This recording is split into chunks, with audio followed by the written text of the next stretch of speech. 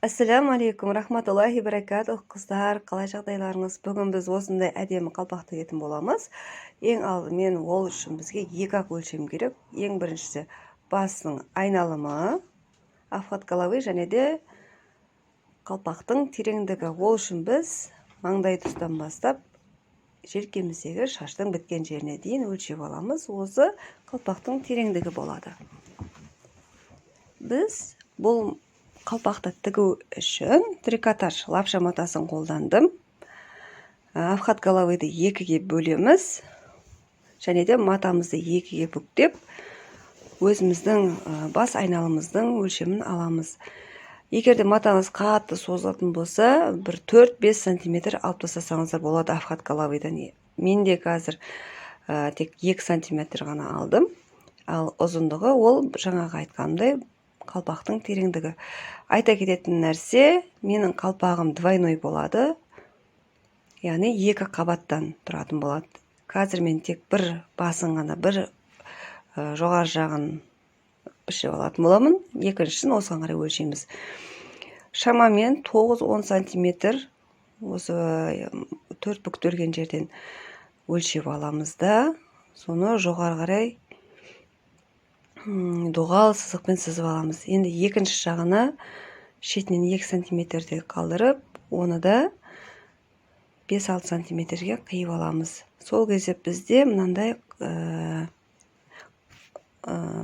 сызба пайда болады. Осыны енді тағы да екіге қайырып матамызды екінші жағынан да дәл осы өлшемді қиып аламыз. Енді матамызды ашып, ашық жерін ортасына қалдырамыз да, шетіндегі қиған жерімізді жаңағы доғал сызықтарды тігіп аламыз. Мен оверлокпен тігіп алдым. Қаласаңыздар, кәдімгі машинкамен де, егер машинка болмаса, қолмен де көктеп тігуге болады, әдемілеп.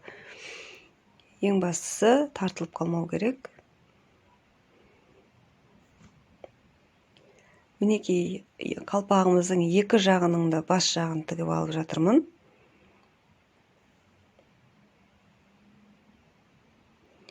Енді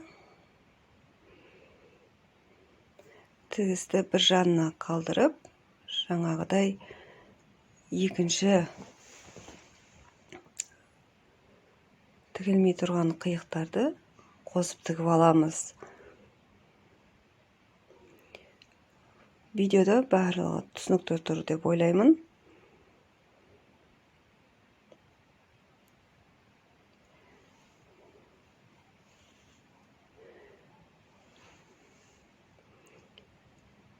Енді екінші басына дейін түгел тігіп келеміз. Тек арасында кішкене ғана тесік қалдырамыз. Ол қазір қалпағымызды оң жағымызға аударуға керек болады. Мінекей түгел тігістің барын қосып тігіп алдық. Екі басы да дайын, тек қана осы кішкентай тесіктен қазір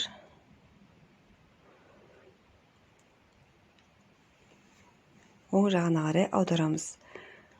Осы тесікке қарай қалған маталарды былай кіргізсеңіздер, өзі оң жағына қарай оңай аударылады.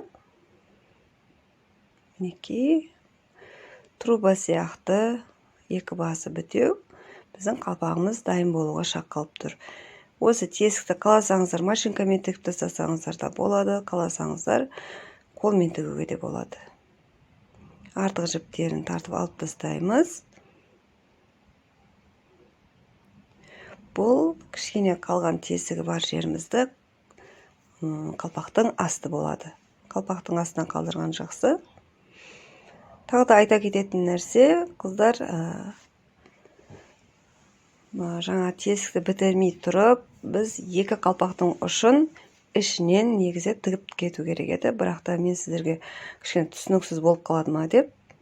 Енді қазір осы сырттай тұрған күйінде екі ұшын біріктіріп тігіп алатын боламыз. Егер де оны бекітіп тікпейтін болсаңыздар, қалпақтарыңыз ары-бері сырғып, киіп шешкенде ыңғайсыздық тудырады. Сондықтан осы екі төбесін іші мен сыртын бекітіп тігіп қоямыз.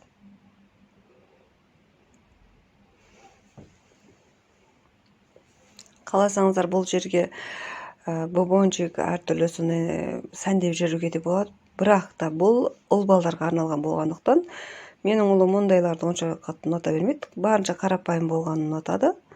Сондықтан еш нәрсе тіккен жоқпыз. Егер де қыз балдарға тігіп берсеңіздер, әртүрлі етіп сәндеуге болады. Мінекей біздің қалпағымыз дайын. Баршаларыңызға рахмет. Көріп, соңына дейін менімен бірге болғандарыңызға каналға тіркелуді ұмытпаңыздар.